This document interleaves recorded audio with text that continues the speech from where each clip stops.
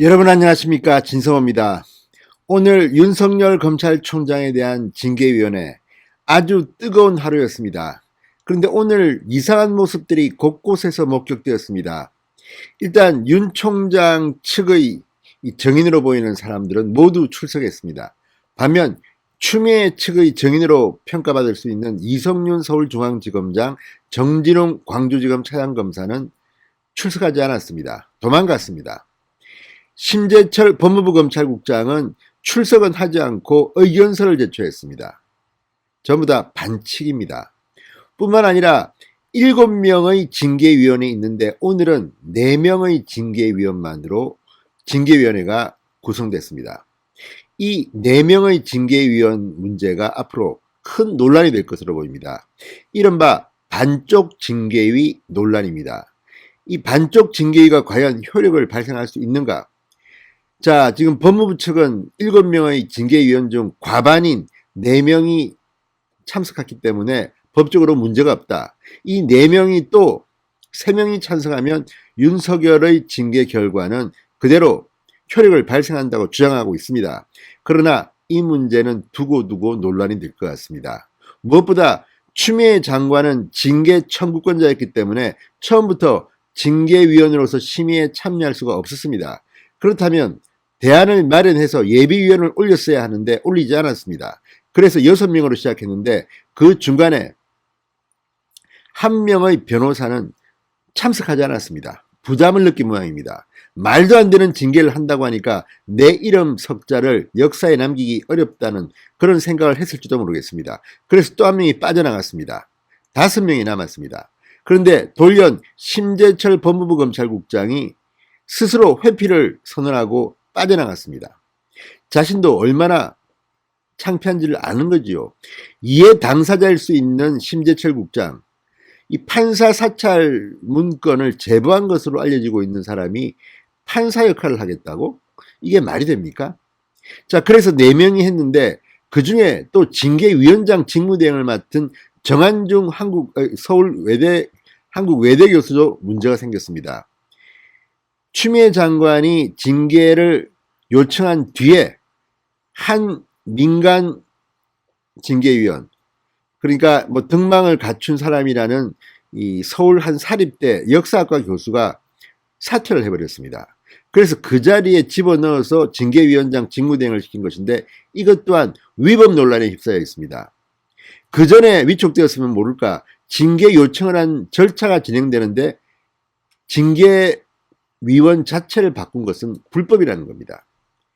게다가 이 신성식 대검 반부패 강력부장, 이 사건, 그러니까 윤석열 총장을 쳐내기 위해서 6가지 근거를 댔는데 그중 하나인 채널A 사건과 관련해서 지금 KBS 오보의 피의자 신분이라는 것이 확인되면서 이 또한 재척 사유가 된다는 겁니다. 이래저래 하면 지금 윤석열 검찰총장을 찍어내기 위한 징계위원회는 반쪽 징계위원회다. 여기서 내린 결론은 법적으로 문제가 심각하다. 이런 주장이 나와서 지금 혼란스러워졌습니다. 이 징계위원회가 어떤 결과를 내든 윤석열 총장이 행정법원에 소송을 내면 윤 총장이 이길 가능성이 높아졌다는 겁니다. 자, 왜 이렇게 무리해서 윤석열을 쳐내려고 할까요?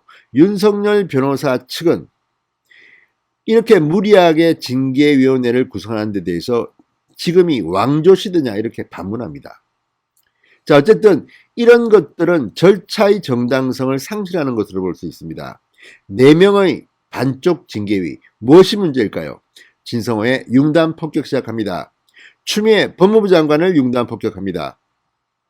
방송에 앞서 아직 진성호 방송에 구독자가 아니신 분들은 붉은색 구독 버튼 눌러주십시오. 더 좋은 방송으로 보답하겠습니다. 자, 향후 행정소송이 이루어질 경우 이 사인징계위원회, 반쪽 징계위원회는 중대하자인지 여부가 쟁점이 될 수도 있겠습니다. 이것 말고도 지금 여러 가지 절차의 문제가 생겼습니다만 반쪽 징계위원회의 효력이 과연 실제로 유효한가 하는 문제가 생겼습니다. 자, 윤석열 검찰총장 측은 이 문제에 대해서 절차상 위법이라면서 예비위원 지명 시기를 밝혀라 이렇게 정보 공개 청구도 함께 제기했습니다. 지금 법무부가 예비위원 3명이 있다고 하는데 있는지도 불투명하고 언제 예비위원을 지명했는지도 불투명합니다.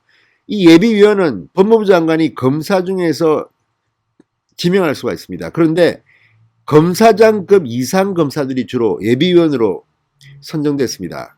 근데 지금 분위기가 윤석열 징계위원회는 검찰 간부들이 서로 안 하겠다고 합니다.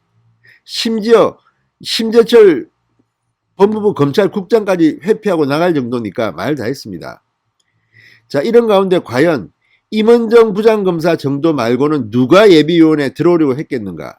임은정 부장검사도 본인은 그런 사실을 통보받은 적이 없다고 부인하고 있습니다. 그러면 누가 이 예비위원 명단에 있는지 법무부는 공개를 꺼립니다. 없는지도 모릅니다. 그래서 윤석열 총장 측은 이 정보공개 청구를 한 겁니다. 자, 윤 총장 측은 이날 법무부의 예비위원의 지명식이 정한중 징계위원장 직무대리의 위촉 일자 등에 대해서 정보공개 청구를 한다고 밝혔습니다. 이 문제는 상당히 중요합니다. 어쩌면 정한중 징계위원장 직무대리의 위촉 일자를 보면 이게 검사징계법을 위반할 가능성이 높기 때문입니다. 지금 추미애 법무부는 일처리를 정말 이따위로 했는지 모를 만큼 이 절차에서도 문제가 생겼습니다. 그래서인지 문재인 대통령이 지난 3일 이 징계위원회의 절차상 정당성, 공정성을 강조하는 입장문을 냈습니다. 이영우 신임 차관은 위원장 맞지 마라는 이런 발언까지 했습니다. 그만큼 지금 문재인 정권은 겁이 나는 겁니다.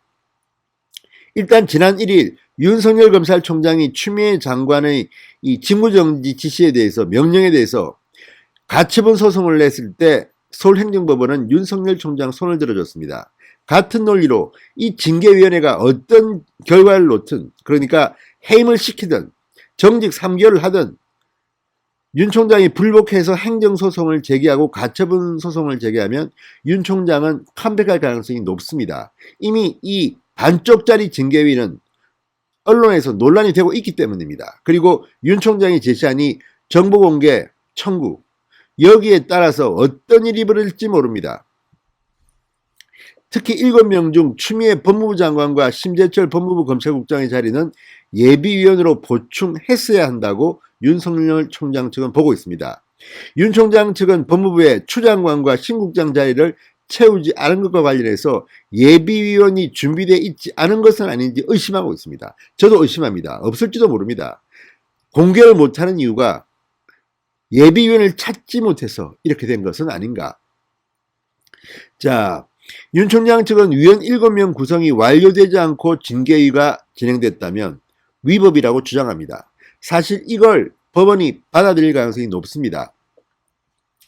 자, 징계위는 앞서 예비위원 중에 임은정 부장검사를 위원회에 넣는 방안도 고려했지만 의결 정족수 4명을 충족했기 때문에 불필요하다고 판단했다고 합니다. 법무부는 예비위원 3명이 지명돼 있지만 명단 및 지명 시기는 공개하기 어렵다는 입장입니다.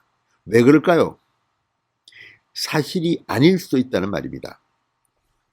자, 이 징계위는 7명 중 과반수 출석 및 과반수 찬성 의결 조항을 들어 절차에 문제가 없다고 지금 항변하고 있습니다. 그러나 법조계에서는 징계 청구권자는 심의에 관여하지 못한다는 규정을 고려할 때 추 장관의 경우 이미 예비위원을 채워 넣었어야 한다는 지적이 나옵니다. 고법 부장판사 출신의 이 변호사는 추미애 장관은 재척 사유에 해당돼 아예 7명에서 빼고 새로 위원을 구성했어야 한다고 말했습니다. 자, 지금 오늘 어떤 징계 결과가 나올지는 모르겠으나 그 결과가 무효일 가능성이 지금 제기되고 있는 겁니다. 윤석열 검찰총장 측 변호인들은 차분히 법리적으로 지금 접근하고 있습니다. 반면 추미애 장관 측은 윤석열 찍어내기에만 급급해서 도대체 이게 똥인지 된장인지 모르고 징계위원회를 가동하고 있는 것은 아닌지 시간이 흐를수록 지금 징계위 측들도 당황해하는 기색이 역력합니다. 오늘도 증인신문을 하는데 윤석열 검찰총장 측 변호인들은 계속해서 증인들한테 질문을 했습니다. 그러나 징계위원들은 별로 질문을 하지 않은 것으로 전해집니다. 증인으로 들어갔던 사람들이 언론에 틀어놓은 것을 보면 시간을 빨리 가기 위해서 진지하게 징계위원들이 질문을 하지 않는다는 이런 언론 보도가 나왔습니다. 이런 것만 보더라도 얼마나 문재인 정권이 다급한지 무리한지 알 수 있습니다. 자, 이제 반쪽 징계위 논란은 어쩌면 징계위가 어떤 결정을 내려놓든지 간에 윤석열 총장이 행정소송을 제기하면 윤 총장의 압승이 될 가능성이 높습니다. 어떤 경우든 문재인 대통령은 큰일 났습니다. 진성호의 융단 폭격이었습니다. 여러분 감사합니다.